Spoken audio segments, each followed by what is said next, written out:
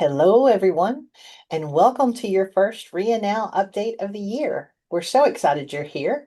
If you will give us just a few moments to allow everyone to get in from the waiting room and settled, and then we'll begin.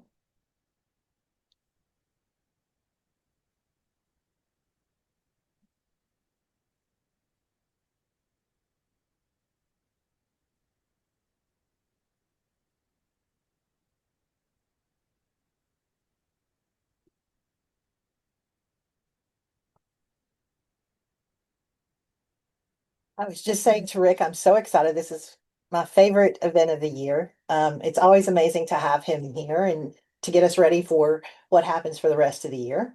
But we have a couple things before then. First of all, before I even get started, I wanted to say welcome, and I'm so excited for our new incoming president. Anish, wave to everyone, and if you could please take just a few moments to introduce yourself, please. I'm beyond excited is an understatement. My name is Anish Dave. I am president of the REIA down here in South Florida, in the Fort Lauderdale, Miami area. I guess we've been approved chapters for 13 years or so. I don't know. I feel like I should have got you a present, Rebecca.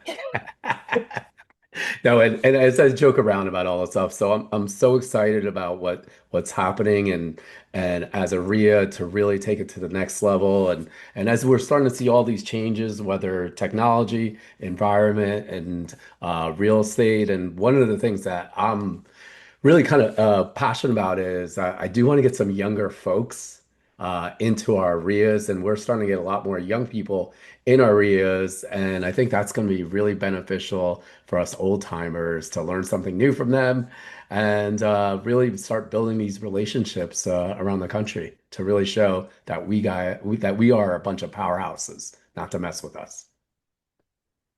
Well, we're very excited about having you. Anish has been very, very active for many years, giving us great direction, great advice. And so to have him in leadership right now is something we're all very excited about. There's new initiatives coming out, so stay tuned. You'll get to see all the good things as we go along. So thank you very much to Anish and BPM for allowing us to, and your lovely wife for allowing us to have your focus and attention for these next couple of years. So thank you. For today, I want to thank you as attendees for being here. We know you have lots of places that you could be, lots of things you could be doing, and we very much appreciate your spending your time with us. We're excited to bring you some great information, things that you can use to keep you ahead of the game for 2026. I can't even believe I'm saying that. We also want to thank, as always, the Home Depot Pro because they are our sponsor for this broadcast as well as many, many other things that we have presented throughout the year. They have special programs for investors that are available just through National RIA and our local affiliates. Things like discounts on paint up to 20% off, a great rebate program, and then some other exclusive programs that we have. You can find the information on that on our website as well as the local RIA's website. You can go there. I'll show you how to get to their information in just a moment. But first, I need to let you know a little bit more about us. If you're the first time joining us, our mission is to promote, to protect, and to educate. We've been around for over 40 years now. We just celebrated our anniversary. We have about 120 local chapters and over 40,000 members across the country. And we're so glad that you're joining with us today. If you are interested in joining RIA, if you're not already a member, you can do that by going to our website, nationalria.org, and then you can click on I'm an investor. And then when you do so, you'll get these choices why join, which will give you a little bit more about us and what we do and how we can support you. Or then you can find a local RIA in your area. You can find something close. It'll show you a map view. Find something close to you that you're interested in. You can get all of our special programs through there and stay connected with us and your local group. Quick disclaimer, we're going to talk a bit about financial information and maybe even a little bit about legal information during our legislative update. None of that is actual advice. One of the things we do tell you is please build a team, and your team should include a great attorney, a great CPA, other financial advisors, and other things that you may need to support you in your investing journey.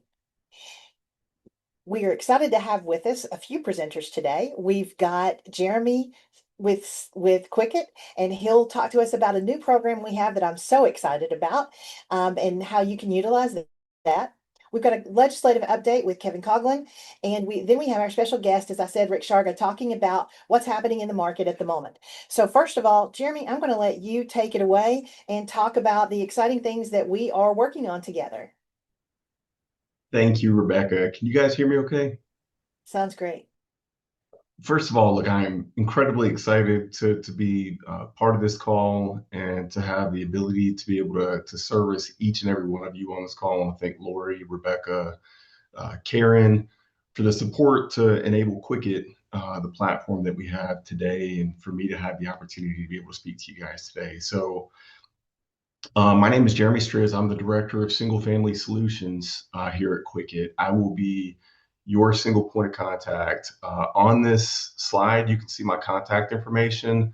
I would encourage everybody, please save my phone number, save my email address. You reach out directly to me, and I am going to ensure that you get a great experience in partnership with Quicket. So Quicket, what is cabinet refacing? First, I want to start with that. When it comes to cabinet projects, you really have three options. You've got the ability to resurface your cabinetry. You've got the opportunity for full box replacement. And then you have your third option, which we would like to think is your best option, is cabinet refacing. So where are we a good fit? In the event you do not need to change the layout of your kitchens, and for most of you all, what you guys do, that is not of interest to change the layout. If the boxes are structurally sound, that is also a requirement. Uh, those are the two main requirements. You don't change layout, boxes are structurally sound, we are a good fit. Where we are a perfect solution outside of resurfacing is if you've got old dated designs, if you've got damage to doors and drawer fronts, where putting a coat of paint on the exterior of those doors and fronts is not satisfactory for you to maximize your ROI or improve the marketability.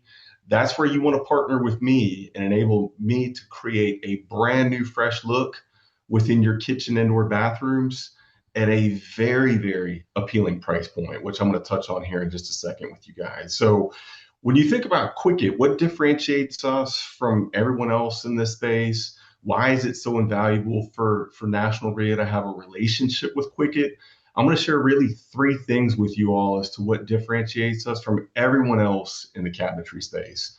First of all, we're fast. We are faster than everyone. You are guaranteed to receive your product within 10 business days at the time at which you order from us. And you also, too, are going to have access to an expedited option. This expedite option is going to allow you to trim your lead time in half for as little as $150 to $200. I had a customer on Monday this week. I helped place an order. They're receiving that order on Friday within 5 days. Pretty amazing. Then the installation. That's the other thing. So in addition to be able to receive your product in lightning speed, you're going to be able to complete the install within 2 days. This is really designed to be a consumer DIY project. If you have contractors that you sub your work out to, this is going to be an absolute walk in the park for them relative to full box replacement. It's going to save you a lot of money and time, money specific to the material procurement, but also too, it's going to be a lot less expensive on you from a labor standpoint. The easy part, everything about working with us is easy. I'm going to teach you how to order on your own. It's all self-service. I'll help you with your first order, but everything is designed to be customer self-service. Everything is designed to be incredibly intuitive. We provide you everything to facilitate a really smooth, efficient installation. And then one other thing that differentiates us from everyone else is if you're wondering where did the name Quicket come from and why, well, I just walked you through why the quick. The other part of that is we send all of your parts inside of my kit. It's a little briefcase. It's got a handle on it. It makes everything incredibly convenient and easy for you to receive your product, to move it from point A to point B. Everyone else in this space ships product on pallets, which is not convenient. You have to have a pallet jack. In a lot of cases, it'd be ideal that you have a dock to be able to receive it. With us, FedEx is our designated carrier. The average Quicket ranges between 3 and 5 boxes. So again, we set you up for a really, really easy experience from start to finish in the way that we fulfilled our product. The last part, probably the one that's most interesting for you guys, is the affordable piece. Money talks. I understand, leveraging the bottom line and maximizing the ROI is incredibly important to everybody on this call. So this is really exciting. I'm gonna walk you guys through how much money we're going to help save you all. So you're going to be able to revamp your kitchen and or bathrooms for about 25% of what it costs to replace those boxes. There were just more tariffs imposed on full box cabinetry on January the 1st. It went to a 50% tariff. If you are not experiencing the sticker shock associated with buying full box cabinetry yet, you are going to, because every component associated with full boxes is not going to be shielded from these tariffs. With us, your pricing that Rebecca and Lori has negotiated that we're going to extend you guys is protected and is stabilized throughout 2026. So the price that I'm communicating to you right now will stay static throughout 2026. No price increases for you all. You are going to be able to completely refresh an average sized kitchen, which is about 40 parts, 70% doors, 30% drawer fronts, for $1,500 or less. So not only are we going to get it to you within 10 days, you're going to get an incredibly convenient experience in the way that you order and the way that you receive it. You're going to get a product that's got a lifetime warranty against delamination.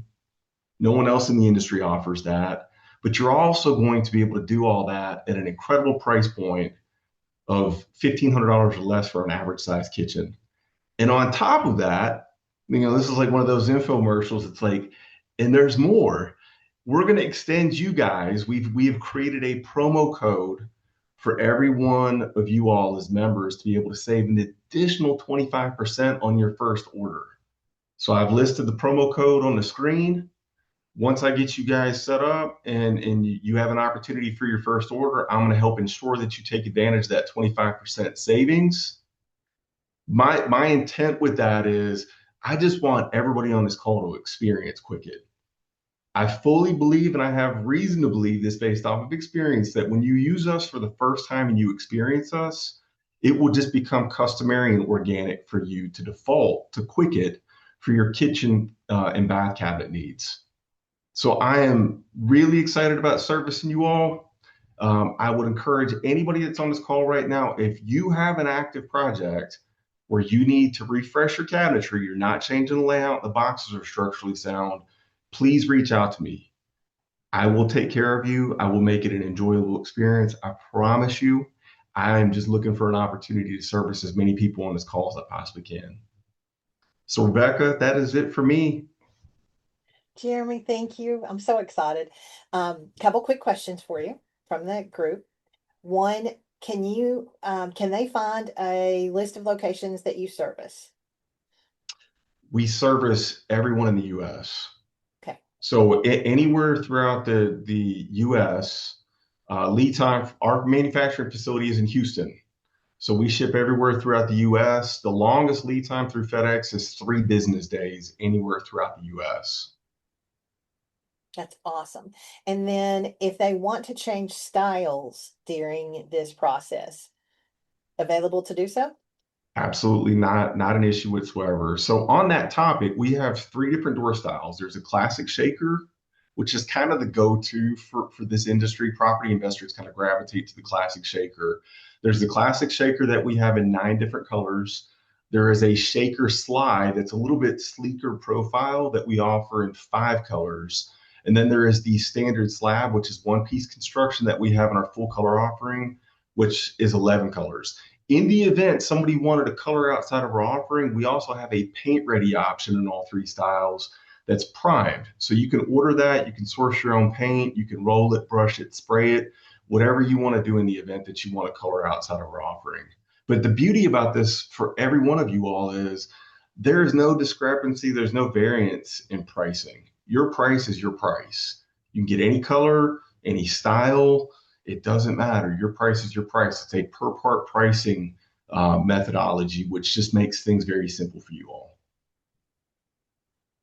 Awesome. There are a couple people that have some specific questions. I'm going to ask them to reach out to you directly. So when you get this, you'll get this slide that has Jeremy's phone number, which he also has right in his um, profile right here on Zoom. You can see that right there, as well as his email address. Thank you so much, Jeremy, for being with us. We appreciate it. Thank you guys. I appreciate you all. Now I'm going to turn it over to Kevin Coughlin for our legislative update. Hello, everybody. I'll be brief. I know everybody wants to get to our featured speaker. Um, Two things to put on your radar screen. I think I mentioned it last in December at our last meeting, but Andy Barr from Kentucky has dropped the Affordable Home Ownership Access Act, also known to us as Seller Finance Bill, which would eliminate origination fees for those of you who do seller financing and put you on an even playing field with the mortgage banking community. It has a bill number. It's a House Resolution 6511. And in the near future, after we huddle up with the Seller Finance Coalition, of which we are a member, we'll be asking you to mobilize and to participate when we see an opportunity for this bill to move forward. Given the nature of Congress today, uh, it is likely that this will have to be dropped into something bigger. Uh, but it is a bipartisan bill and something that, and there is a bigger effort on housing affordability that is going on between the chambers. The Senate and the House are both working on their own versions of pretty comprehensive bills that would encourage new construction. A lot of emphasis on single occupancy, owner occupied property. However, there are some good things in there too for investors and for investment property.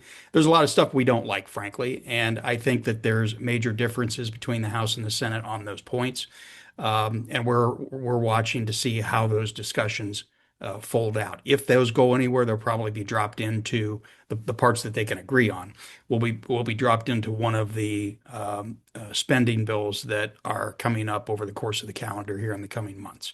I'm not real, frankly, I'm not really optimistic that they're going to get there, but that would be a vehicle for Andy Barr's legislation, often introduced over the last several Congresses to finally get some action. And that would give us an opportunity to ask you to jump in and start firing up the phone lines and the emails to the key members in Congress to get it passed. The second thing I'll bring it up, I ring the bell every time I'm in front of you live and every time I'm in front of you on uh, this forum. Um, New York City just keeps giving us more and more material. And unfortunately, they give other cities around the country inspiration. Now, I don't really know that the policies that new Mayor Mamdani and his staff want to put forward will actually come to fruition. But some could, it's bleeding into the public discourse, which is where National REIA really comes in. And it's a perfect opportunity for us to talk.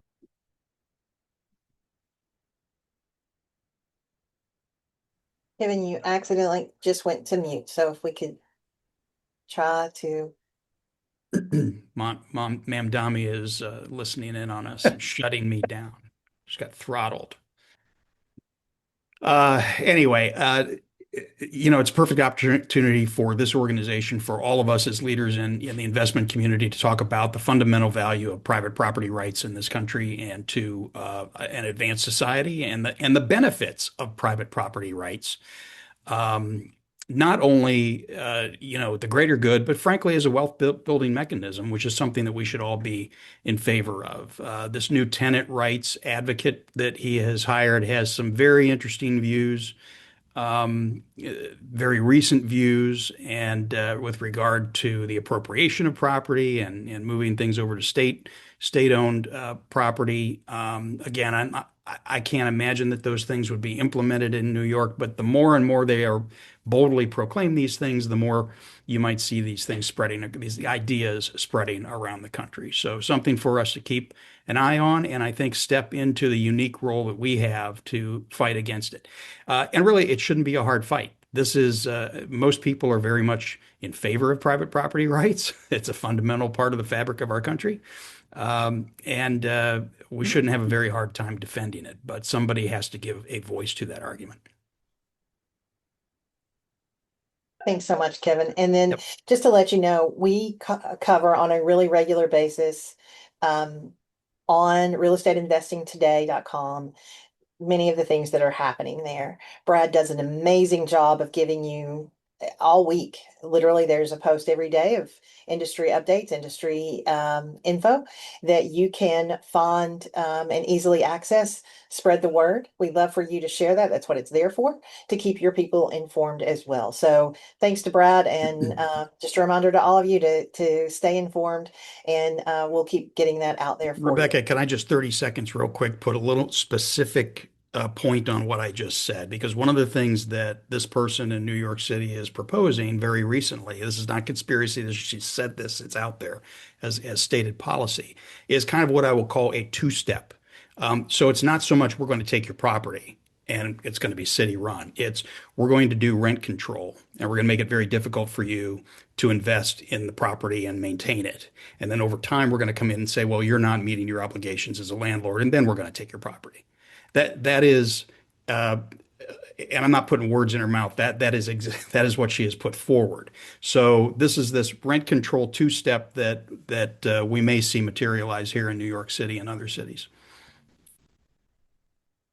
Thanks for the clarification, because that is a really big deal. And that is oftentimes how policy gets implemented is in steps. It's the boiling of the frog, right? A little bit at a time, and therefore hopefully less of a fight. So it's important for us to stay informed, to stay updated. We will do the best we can to keep you in the loop and to keep you updated on all the things that are happening.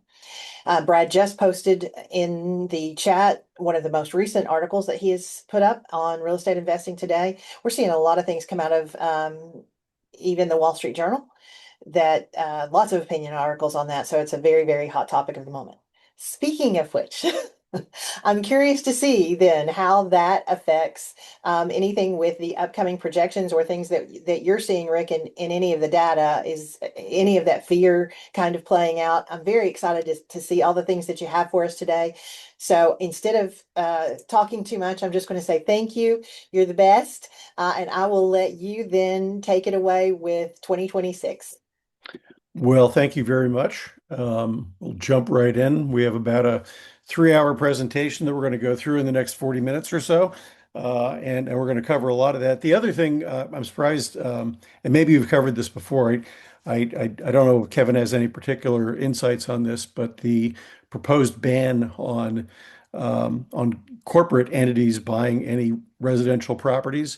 I've come out against that pretty strongly. I think it's a terrible idea. And it also gives me great fear in terms of how the federal government defines what a corporate entity is.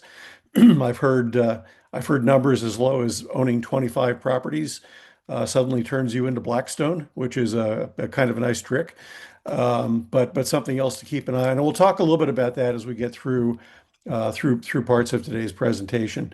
We are going to cover a lot, so I'm going to jump right in. I'm going to talk about what I'm seeing in the U.S. economy right now, what we saw in the 2025 housing market. We'll take a quick look at investor activity to tell you what your peers are up to these days, and share some thoughts on an outlook for 2026. I will tell you that two of the slides that I just sent to Rebecca and Lori last night, we've had new data come out on this morning, which just is the way the world works sometimes. We'll talk a little bit about the updates as we get into them, but we'll run right through. So what's going on in the economy? Economists keep telling us how bad the economy is going to be, that growth in the economy is going to slow down to a crawl. And in fact, if you look at the chart in front of you right now, that blue area on the bottom left-hand corner is kind of the consensus of what most economists have been projecting in terms of GDP growth. GDP is our gross domestic product. It's the size of the economy. It's kind of shorthand that economists use to tell you whether the economy is growing or contracting. And at a sub 1% growth rate, it would be a pretty weak economy. The Atlanta Fed does a real-time analysis of what's going on in the GDP. And their most recent number, they had it decline actually from about 5.4% to 5%, which would be the highest quarterly growth we've seen in the GDP in quite a long time. So, and this has been pretty consistent throughout the course of the year. If you were to look at the prior several quarters, we had a negative quarter of growth early in the year, and that was because there was an enormous amount of import activity going on as companies were trying to get inventory into their locations because they were afraid of what might happen with tariffs later in the year. Most of the economists who have been projecting what 2025 was going to look like were baking in a much higher rate of inflation, a much weaker economic growth, again, partly because of the proposed tariffs.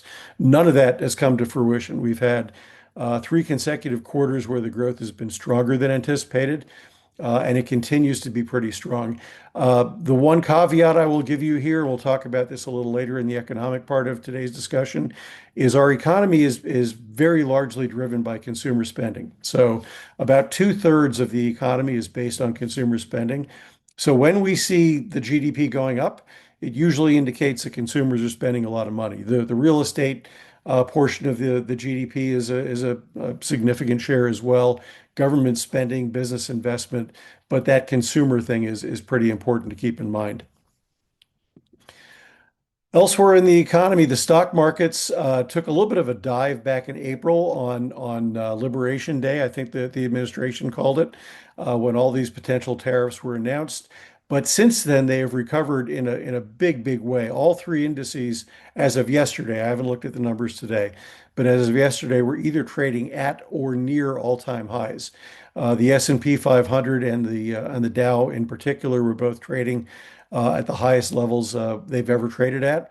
So the stock market has clearly shaken off its tariff tantrum and is doing pretty well. Now, what goes on in Wall Street doesn't necessarily reflect what's going on Main Street, but if you look at two metrics that economists typically look at to gauge how well the economy is doing, these two are doing pretty darn well. Elsewhere, inflation, and this is one of the numbers that changed since yesterday. Inflation, the most recent quarter, the most recent month we had was the month of November, and the CPI, the core inflation rate came in at about 2.7%, which was lower than what economists had been forecasting. And interestingly, one of the highest areas was energy, which is something the administration has been focusing on getting prices down on, and touts lower gas prices this year compared to a year ago. That 2.7% rate was down from about 3% the month before. It is trending in the general direction that the Federal Reserve is looking for. And today's announcement came out and it held steady at 2.7%, which was lower than the 2.8% that economists had projected. So inflation has really settled down. We're not down to the Fed's 2% target rate. I put the chart on the right just to kind of give you an idea what things look like historically when we're talking about inflation. And the point to keep in mind here is if you go back as far back as you can go in inflation, and those numbers go back 50 or 60 years, depending on whose numbers you're looking at, the average rate of inflation in a given year is usually between 3.3 and 3.5%. So even though we're not at 2%, we're still below the long-term historical average in inflation, and that's something that very rarely gets reported in the press. So if you're really looking for kind of historical context on this, inflation is doing better than forecast and better than historical numbers, even though it's not down to that 2% 2% rate that the Fed would like. The other thing to point out here, and this is also important contextually. We'll get to consumer sentiment in a minute, which has not recovered particularly well. And I believe that's due to cost of living being as high as it is, and a lot of households kind of living on the margins. That's not a reflection of today's rate of inflation. That's a reflection of the huge lift we had in inflation a few years ago when inflation was running at the highest rate we'd seen in 40 years, over 9%. And today's rate of inflation is much lower, but that doesn't mean that prices are going down. It just means they're going up more slowly. So households are still trying to dig out of that hole that they dug into when inflation was kind of out of control a few years ago. And that's why there's so much focus on what the inflation rates actually are. Um, the most recent unemployment numbers came in a little bit lower than the prior report. They're down to 4.4%. Um, that's not as high as the Federal Reserve had anticipated for the end of 2025. They were looking at unemployment being as high as 4.8, 4.9%. So better than they had anticipated. Historically, again, anything below about a 5% rate of unemployment is considered to be pretty much full employment in the economy. So at 4.4%, we're actually doing pretty well. There aren't a ton of layoffs or firings going on. And that's a positive in the economy. But we're in a very weird economic period right now where there's very little hiring, as you'll see in a minute, but there's also very little firing or laying off. It's almost like employers are kind of frozen in place. We're also seeing lower job quit numbers than we usually see, which means that employees are kind of tentative and want to hang on to a job rather than go look for something else because they're not sure. One of the potential red flags we're seeing in the unemployment numbers is the chart on the right. We're starting to see once people lose a job, it's taking them longer to find their next job. So the percentage of unemployed folks that are looking at 15 to 26 weeks of being unemployed is actually kind of increasing, not at an alarming rate, but it is going up. And so that's something to keep an eye on as we move forward. Again, a lot of our economy is built on consumer spending. If consumers aren't working, they're not earning money, and so it's difficult for them to keep spending. I mentioned that not a lot of people are hiring. So job growth remains weak. The most recent number that came out for, I believe it was November, was that we added about 50,000 jobs to the economy. That, historically speaking, and given a population of our size, is a very low number. So job growth has been very weak this year. The October number looks crazy bad. We lost 173,000 jobs. Um, Again, maybe not something you saw reported a lot, but about 180,000 of those jobs were federal government jobs that were government employees who took advantage of the 10-month severance program that the administration put in place in January, where they gave employees an option to stay on for 10 more months as a severance and then no longer be on the government payrolls. Government payrolls are down, federal government payrolls are down almost 300,000 year over year through November. The prior year through the same period of time, they were up by six figures. So a huge, huge swing in the jobs market just based on the federal government numbers alone. And I believe, and this is something that I'd have to dig way deeper into the numbers to be able to prove or disprove. I'm not sure I could even do that, but my belief based on logic is if you eliminate 300,000 federal government jobs, you're also going to eliminate a lot of what I call government adjacent jobs, contractors or companies who are getting assignments from the people who have left the federal government. So I do believe that's one of the reasons that job numbers were as strong as they were the prior year, because there was a lot of federal money going into propping up the jobs market. And one of the reasons that the jobs numbers are as weak as they are this year. There's also probably, again, a little bit of trepidation about the impact of tariffs. But again, that really hasn't played out the way most people were afraid it would. Hourly wages have not gone negative, despite what that chart on the right looks like a little bit. They just dipped down to a little bit over 3.5% on a year-over-year basis. They've recovered to about 3.8%. They've been averaging somewhere in the 4 to 5% range for the last few years. And even at 3.8%, keep in mind that means that wages are growing at a rate that's significantly ahead of the rate of inflation. And that's a good thing over time. It gives people a chance to kind of catch up. We've also seen a significant increase at the low end of the wage scale. We've had some states that have mandated increases in minimum wages. And so people at the lower end of the wage scale for the first time in a while have actually been seeing an improvement in their wages. With all of that, and I really do believe this goes back to that cost of living thing I mentioned a few minutes ago, consumer sentiment remains near an all-time low. That's the chart on the left. If you take a look at that inset on the chart on the left over the last 12 months, you can see that in the last 2 months, we've started to rebound from what was an all-time low, and we're starting to see consumer sentiment improve a little bit. On the other hand, the consumer confidence index continues to drop down a little bit. And the difference between these two charts is the sentiment index is kind of based on household expenditures. What does it cost me to buy the things I need to run my household? The consumer confidence index has a lot to do with jobs and wages.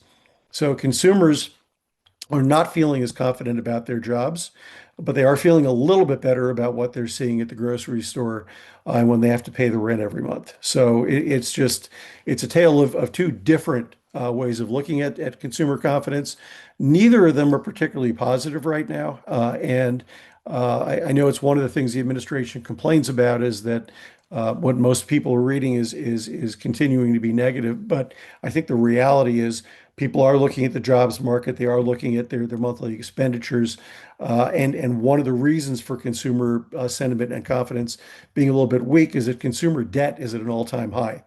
So if you go to the end of the third quarter, which is the last time this data was published by the New York Fed, consumer debt was at a record of $18.6 trillion, highest again that it's ever been. Now, about 70% of that is mortgage debt, which is offset by about $36 trillion in homeowner equity. So that's considered reasonably safe, but we're near all-time highs in terms of credit card debt, at a little over $1.2 trillion, auto loan debt, student loan debt, other types of consumer loan debt. And for all of those loan types, interestingly, with the exception of mortgages, we're seeing delinquency rates go up. So total delinquencies in terms of consumer credit have gone up for nine of the last 10 quarters and are now approaching pre-pandemic levels. So part of this is what economists will call reversion to the mean. We're getting back to more normal levels, but it is trending in the wrong direction. And if you were to look at the one I keep my eye on the most really right now is student loan debt. Student loan debt wasn't reported as being delinquent or current until January of 2025. And since then, the delinquency rates have skyrocketed. And this is a problem in the housing market in that what we're seeing in terms of mortgage delinquencies, much higher rates of delinquencies from homeowners who have a student loan than homeowners who don't have a student loan. And there's a chance now with some of these loans being 10 months delinquent. That's the magic time period when the federal government can start garnishing wages for people with student loans who are delinquent.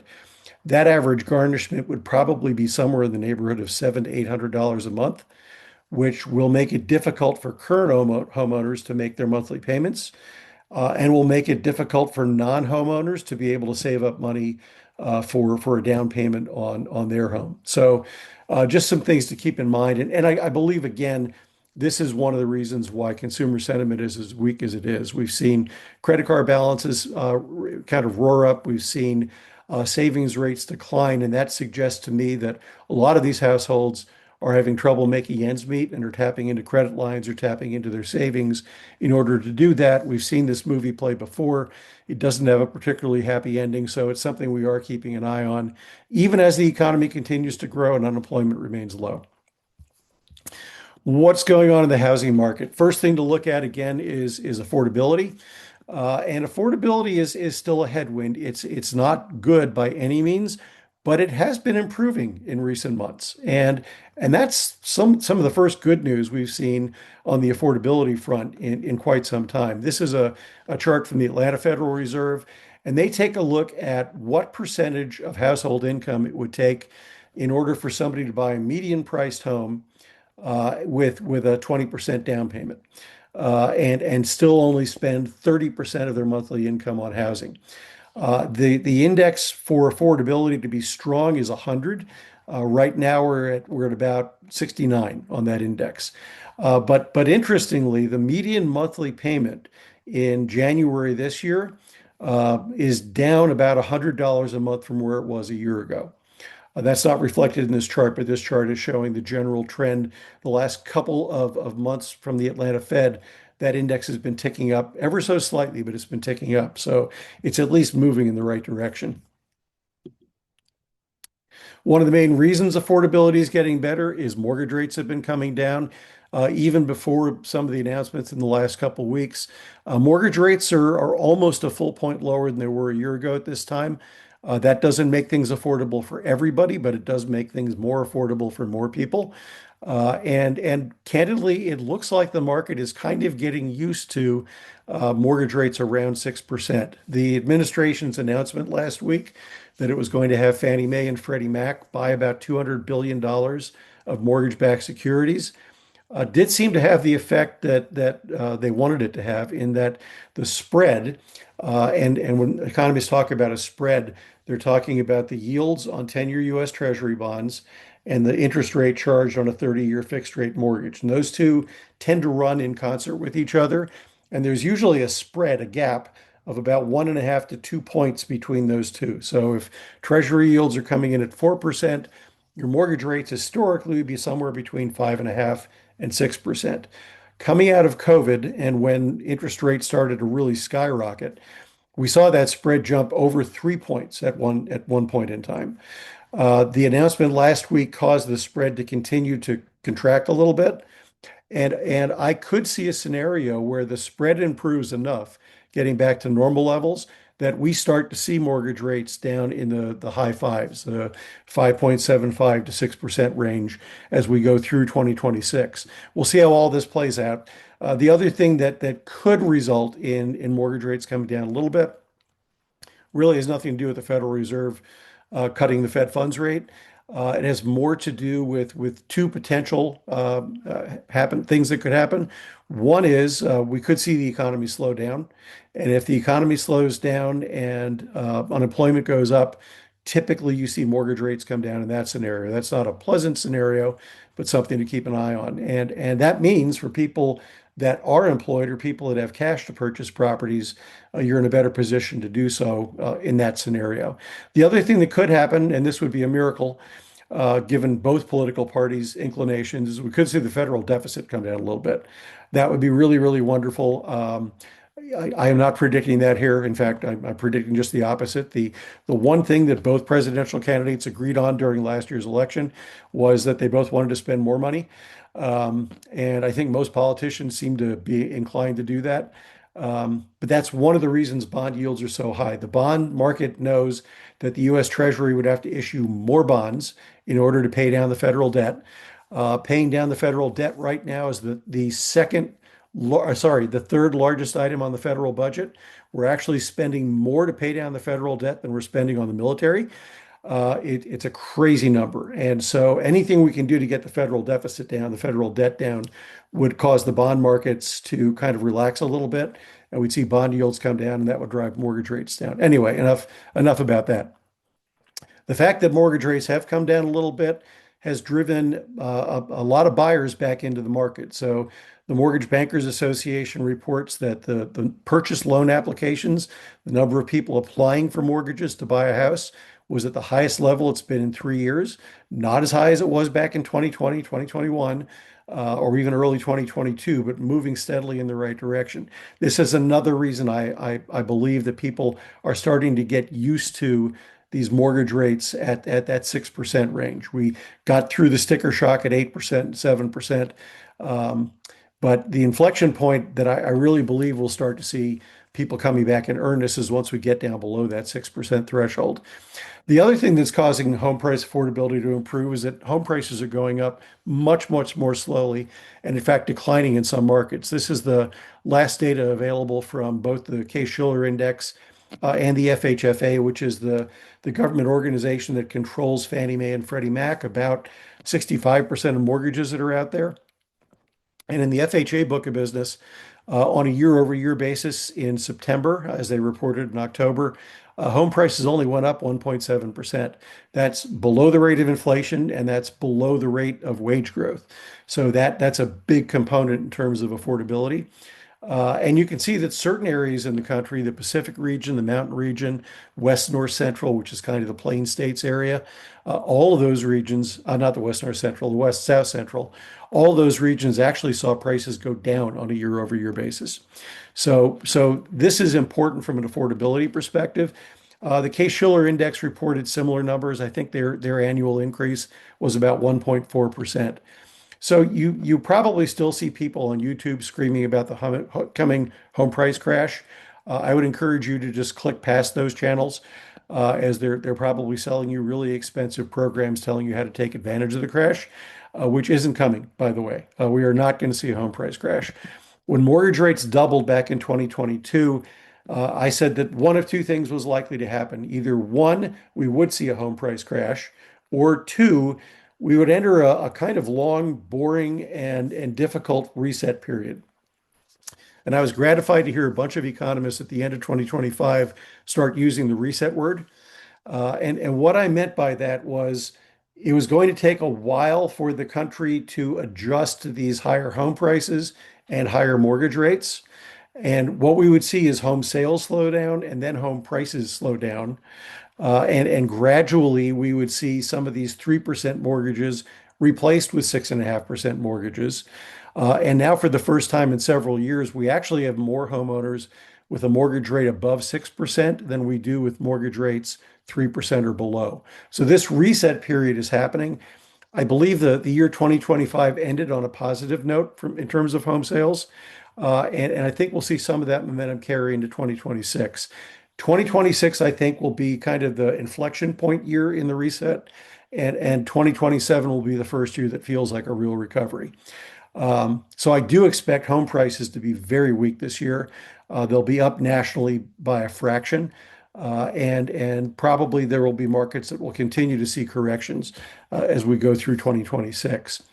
Some interesting information from Altos Research published by the chief economist from Compass.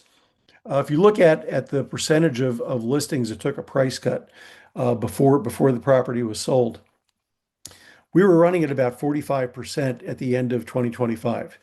That's much higher than normal. It's the highest year we've seen since 2022. And remember, 2022 was the year when mortgage rates doubled in the second half of the year, so people kind of had to cut their prices. We entered this year at about 36%. So in a normal market, about a third of all listings get a price cut before they're sold. And it varies from a seasonal perspective. But that 36% is certainly better than we ended last year with. And it'll be interesting to see what happens as we go through the course of the year.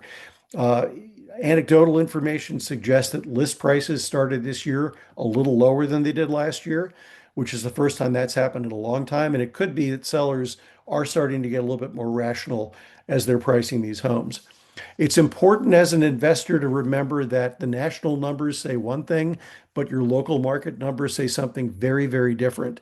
And regional price variations continue. If you're looking at the Gulf Coast states, you're looking at places like Austin, where prices went crazy during COVID, or Phoenix, where prices went crazy during COVID. You're seeing prices in November that were down 6% and 3% year over year. The Gulf Coast of Florida, places like Punta Gorda and Cape Coral, had double-digit price declines year over year. If I were to show you this map and show you what home prices have done since 2019, even those markets where you saw prices come down last year still showed significant growth during that 5 or 6 year period. But the prices are retreating from what those record highs were. In the meanwhile, areas in the Midwest and Northeast are still seeing prices grow. Hartford was up over 4.5% year over year, Detroit 3.5%, Milwaukee 4.5%. And so we are still seeing regional variation. So it's really important for you as an investor or a lender to understand what's going on in your market, and adjust your plans accordingly. Be careful not to catch a falling knife in markets where prices are going down. But if you know your market well enough, also know when it's the right time to buy on the dip. And again, it really behooves you to know what's going on in terms of your market pricing. A lot of that pricing is driven by inventory. The more properties available for sale, typically the lower the price increases are. And there's a pretty strong correlation. We did see the number of properties coming to market either flat or growing virtually everywhere across the country in 2025, and that's the map on the right. But they didn't grow as fast as they did from 2023 to 2024, and that's the map on the left. So you can see again, Florida, Georgia, the Carolinas, parts of the West Coast, Colorado and Denver, Phoenix. We had very strong inventory growth in those markets in 2024, slowed down a little bit in 2025, but we are continuing to see inventory grow on a year-over-year basis. It's up about 13% in January this year compared to where it was a year ago. It's up about 16% as of December compared to the prior Decembers. And again, it varies across the country, but as of the end of November, we were back to pre-pandemic levels of inventory of homes for sale in 17 states across the country. And you can see how that breaks out in a metro area. The markets I was telling you where prices are growing most quickly, look where they are and remember where I showed you prices growing most quickly. It's the Northeast, it's the Midwest. So prices are growing more quickly where inventory continues to be constrained. Prices are declining or flattening out more in markets where those levels of home inventory are accelerating or are above where they were prior to the pandemic. So you look at states like Arizona, and Texas, where in both cases there's 30+% more homes available back in 2019, Washington State at 25% more, Florida 23% more. So take a look at what's going on in terms of local sales to predict what's going to be happening in pricing. And the economics we talked about earlier, I always tell investors to look for three things in their housing markets: to look for population growth, to look for job growth, and to look for wage growth. And if all three of those are positive, you're probably going to have a good market for real estate, whether you're talking about owner-occupied properties or rental properties. If you see any of those declining, uh, take a really hard look at what you're planning to do in that market. The more inventory you have equals a longer sales cycle. So your days on market increases. This changed this morning too. I was looking at November numbers from Realtor.com.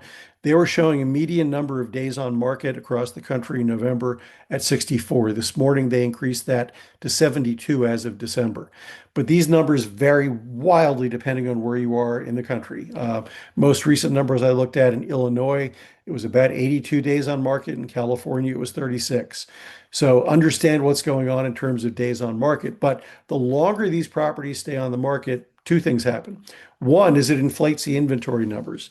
So the inventory growth we're seeing is mostly not because of new listings.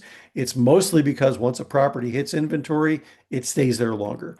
So that makes those inventory numbers go up a little bit higher than they were a year ago. The other thing is it puts more price pressure on sellers. So if your property's been on market 60, 70, 80, 90 days, you are feeling some pressure to negotiate that price in order to get that transaction done.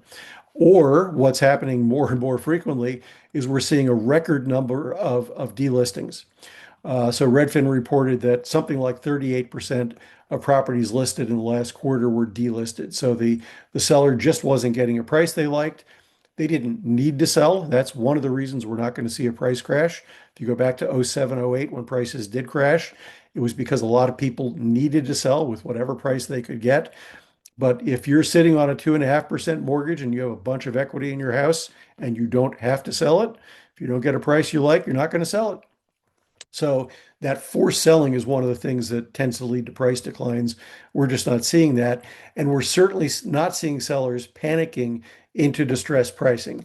The other thing that tends to lead to distressed pricing is people that are in foreclosure, and foreclosure activity is running somewhere between a third and a half of normal levels historically. So we're just not seeing a lot of people who have to sell because they're in foreclosure either. In a market our size, traditionally, somewhere between 500 and 700,000 people would be in foreclosure. Today's number is about 225. So there's still people that are in foreclosure. A lot of them have equity. So rather than losing a home to a foreclosure auction, they're listing the property and selling it on the open market. So very, very different set of scenarios, market dynamics than we had going into the home price crash. But the median list prices were still trending up a little bit year over year as we got into November. They started to come down in December. And again, preliminary data I've seen shows that January list prices are a little bit lower year over year. But that list price to sale price ratio, very, very strong. The median discount we're seeing generally is less than 5%. So it's not a huge, huge decline in home prices. The market really has moved, and this is from Zillow Research. The market has moved into a neutral territory. We have about a 4.6 month supply of homes on the market. Most housing market analysts will tell you that inventory levels below 4 months are strong for sellers. Inventory levels from 4 to 6 months tend to be neutral. And inventory levels above 6 months tend to favor buyers. So we've gone from one of the strongest seller markets in history into a more neutral market. It does vary depending on where you are in the country. We again still see some pretty strong buyers markets in the Gulf Coast and some of the Southeast markets. In some pockets, other areas, the neutral market is spreading. We do have some pockets of strong sellers markets. Again, Northeast very, very predominantly, and some strong sellers markets as well. I think Connecticut, where we saw prices go up, and where I am here in Southern California are two of those markets where we still have some strong seller opportunities. Meanwhile, actual sales seem to be improving. The pending sales index in November improved for the fourth consecutive month. This is something the NAR puts out. It shows contracts that have been entered into, but the transaction has not yet been recorded. It tends to be a pretty good predictor of what you're going to see in the next 30 to 60 days. Now, a good index would be 100. So we're still nowhere near where we need to be in terms of a kind of robust housing market. But 4 months in a row of improvements is still moving in the right direction. And the South in particular is seeing a fairly strong pending home sales index. And it's approaching that 100 record, that 100 metric rather. The Midwest is doing pretty well too. And again, a pretty decent sellers market there, but there is continuing demand, and people do continue to move from higher price markets to lower price markets, and that does benefit the Midwest and the Southeast. Existing home sales, we had the fourth straight month where we sold more properties than the month before, again, trending in the right direction, at about a 4.13 annualized rate in terms of 4.13 million units sold. That would be an improvement over the prior year at 4.06%. November sales actually were a little bit lower than the prior November, but by that much. And preliminary reports in December look like we're going to be above both November and above last December's numbers. So again, closing the year at a pretty positive trajectory. Median price is still increasing, but only by 1.2%. According to NAR in November. Still, we've seen increases now for 29 consecutive months, and that doesn't seem likely to change anytime soon. But the rate of that increase, if you're only increasing at 1.2% and inflation's at 2.7%, that means the house is actually cheaper than it was a year ago if you look at inflation adjusted dollars. So again, trends moving in the right direction, both in terms of sales and in terms of pricing. And if you look at total existing home sales on a year-over-year basis, just a slightly different way of looking at that. But we're on pace to end the year somewhere between 4.1 and 4.2 million homes sold, existing homes sold. That would be an increase from the prior year. And again, would be an indication to me that that reset period is nearing the end. We'll have another kind of weak-ish year in 2026, but it'll improve as the year goes on. And we can look for really more of a recovery in 2027. This is one of the other numbers that changed this morning. August new home sales were the last month we'd seen reported. I've been saying for a long time now the numbers look like an aberration. We went from about 660,000 annualized sales to about 800,000 in 1 month. Everybody who follows new home sales knew that number was wrong. And we got adjusted numbers out today. I haven't seen the August adjustment yet, but I can tell you that September and October both came in around 300, I'm sorry, 735,000, which is still a really good number. And actually above what most of us had anticipated this year. Also, a much higher percentage of new homes as a percentage of the total home sales. Usually they're somewhere between 10 and 15%. If they finish the year around 730, 750,000, they're going to be closer to 20% or more of all home sales. We do know that some investors are buying investment properties from new home sellers, mostly for rental properties, as the sellers are kind of closing out, as these new home builders are kind of closing out their inventory. So keep an eye out for those kind of opportunities. They also very often offer advantageous pricing and financing. So it probably not a great fix and flip opportunity, but could be an interesting opportunity for rental property investors. Housing starts are not great, but the builders are working through a backlog of homes that are under construction. There's about 122,000 homes under construction nationally. That's relatively high for them. They'd like to get that narrowed down a little bit before they start anything else. But permits, starts, and completions were all down year over year in October. So we're not going to build our way out of the housing shortage we've had. But the builders are being very careful not to repeat the mistakes they made back in '05 and '06 when they actually had an oversupply of homes coming to market. So this is not a sign that they're not going to build. It's just a sign they're being very circumspect about not getting too far out over their skis.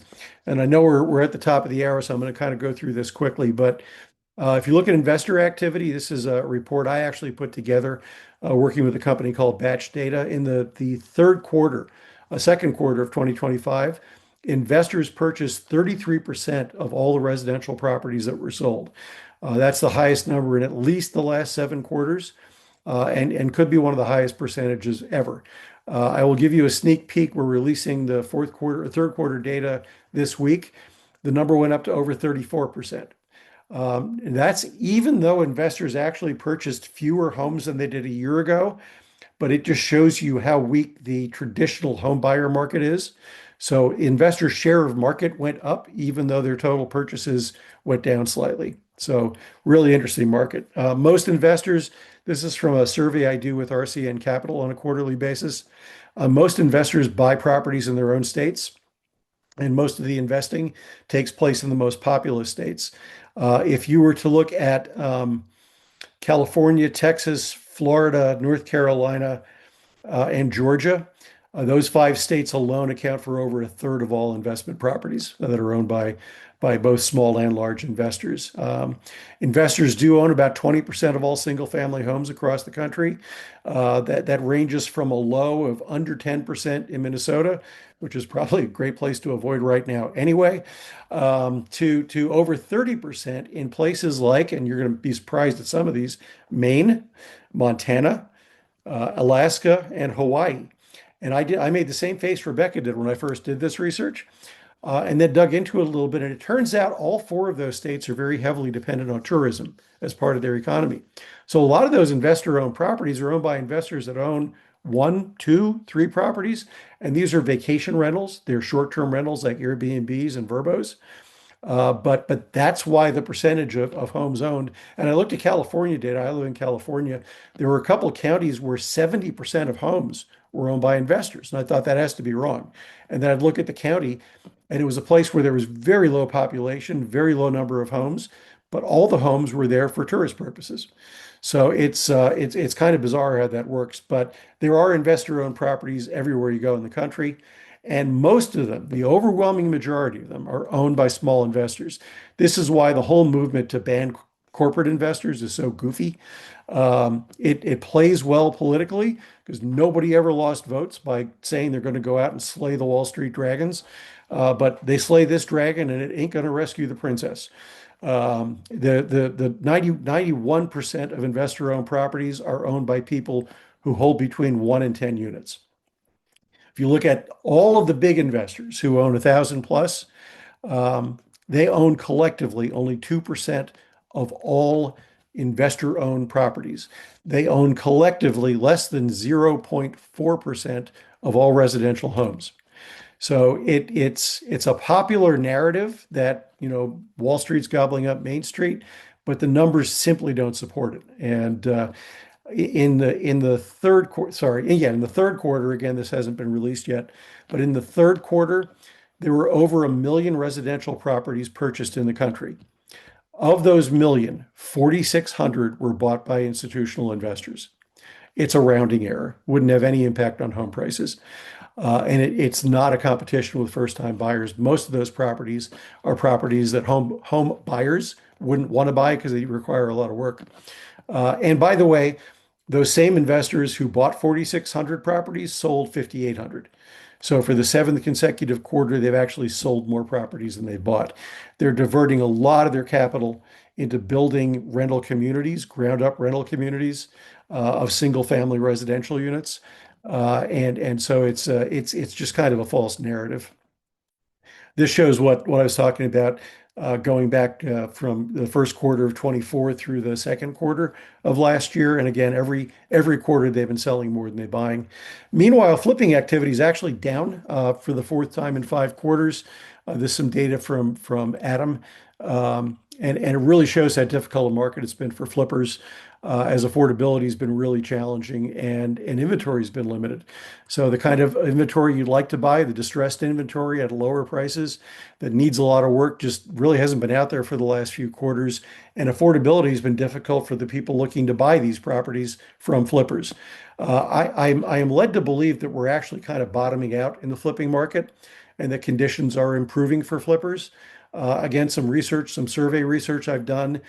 Flippers are much more optimistic about the next 12 months than they've been over the last 12 months. But if you're wondering why it's been slower, it's because a lot of the margins that flippers are used to getting have been challenged. We're looking at about 6 consecutive quarters where margins have been compressed, and that again has been because of affordability issues.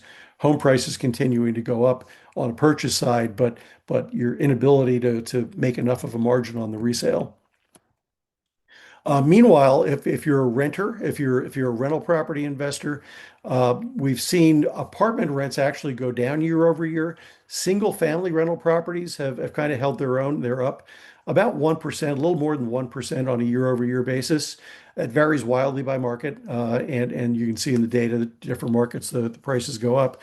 But we are still seeing, whether it's detached or attached, whether it's at the high end of the market or the low end of the market, single family residential rentals have held their rental prices better than apartments have year over year.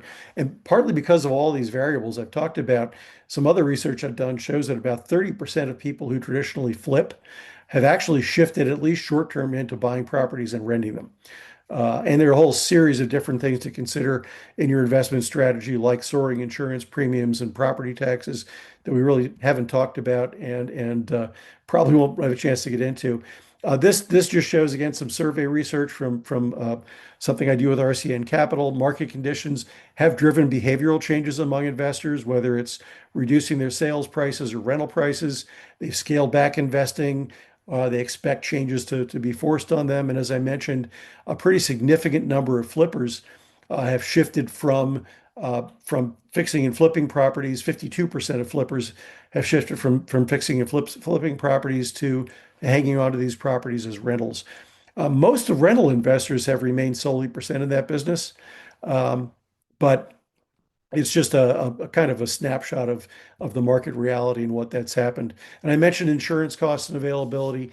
About 77% of the investors we surveyed are now considering insurance as part of their decision on whether or not to invest in properties, and over half of them have lost at least one deal because of insurance issues. So something to really keep in mind as you're looking. And again, if you'll have these slides, but in Florida and California, about 100% of investors are looking at insurance as an issue because it's become such a problem, both from a pricing standpoint and an availability standpoint. So sorry, I ran a little bit over. I mentioned that the year closed in a little bit of positive territory. This is some January data, the first week of the year. Home sales were up from a pending sales perspective, almost 2% from a year ago. If we held that number for the rest of the year, we'd be looking at home sales somewhere in the 4.4 million range, which would be, 2 consecutive years of increase. So keep your fingers crossed. This is some estimates again from the chief economist at Compass based on what he's seeing in Altos research. He's looking at last year being up almost 2%. This year, his forecast is about 4%. And he said in a Goldilocks scenario where the economy does certain things right and home prices do certain things right and mortgages come down just enough, you could see it go up by 10%. I'm not buying into Goldilocks right now. Realtor.com is only expecting about a 0.5% growth in sales volume next year, but again, projecting growth. Cotality, which used to be CoreLogic, is now projecting about a 7% growth in sales. Fannie Mae is expecting sales to grow by almost 8%. And the National Association of Realtors, who I think is legally required to have really, really optimistic home sales projections to keep realtors happy, is projecting about a 14% increase. And I'm also, with all due respect to their economics team, not buying into that one either. What I'm looking at is that I believe housing affordability will continue to improve marginally. That'll bring more buyers to the market. That could also lead to a better fix and flip market. Affordability improving and more buyers looking, I think, can only benefit fix and flip investors.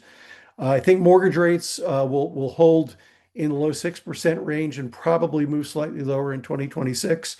I don't think we see rates get below 5.5% next year. I would be really pleased if we got that low, but I would not be surprised if we're in the fives.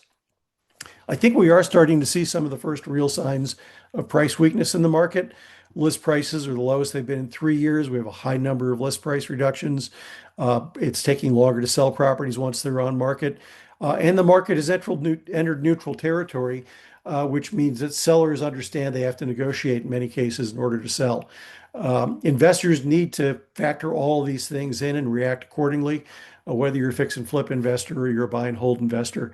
Inventory growth is slowing down, but continuing to build across the country. So there is more to choose from for both investors and traditional home buyers. And existing home sales are on pace to end this year between 4.1 and 4.2 million, which I think leads to sales of about 4.4, optimistically, maybe 4.5 million in 2026.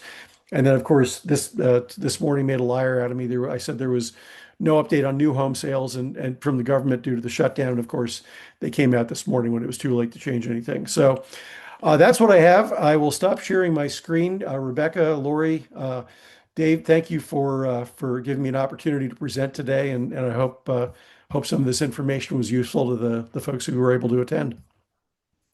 Rick, thank you again. Very informative, lots of information there. Just to let everybody know, because I don't know about you all, but I'll be watching this at least one more time in a replay and then kind of going through the slides again as well, because that was a lot to digest. Thank you so much for all that information.